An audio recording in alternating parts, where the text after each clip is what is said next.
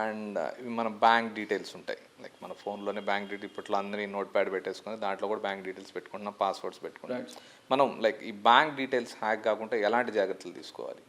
So bank details hack కాకుండా జాగ్రత్త అంటే నెంబర్ 1, ఎక్కడ పడితే అక్కడ మన యూజర్ నేమ్ పాస్వర్డ్స్ రాయకూడదు. ఫోన్లో నోట్ ప్యాడ్లో అయినా సరే, లేకపోతే నా మెసేజెస్లో అయినా సరే. చాలామందికి బ్యాడ్ హ్యాబిట్ ఉంటుంది.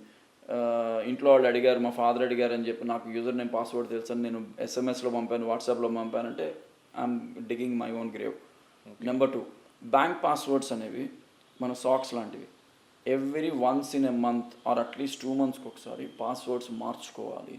Every once in a month, at least by monthly అనుకుందాం, మనం వన్స్ ఇన్ ఎ మంత్ 2 monthsకి ఒకసారి పాస్వర్డ్ చేంజ్ చేసుకొని దాన్ని కొంచెం కాంప్లికేటెడ్గా పెట్టుకొని మీకు అంతగా గుర్తు కావాలనుకుంటే ఇంట్లో ఎక్కడైనా డైరీలో పెట్టుకోండి, అంతే.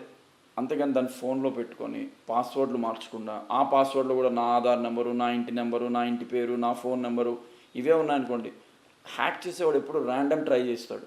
ఓకే, దీనికి పాసిబుల్ క్లూస్ ఏం దొరుకుతాయని వాడు మన పోలీస్ డిపార్ట్మెంట్ క్లూస్ టీమ్ కన్నా ఫాస్ట్గా పనిచేస్తాడు. పనిచేస్తూ వాడు ఏం చేస్తాడు, మన క్లూస్ టీమ్ ఎతికినట్టు వాడు ఎతుకుతాడు.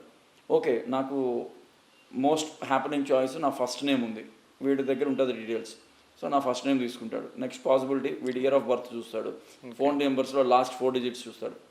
మనమే క్లూ ఇస్తున్నాం.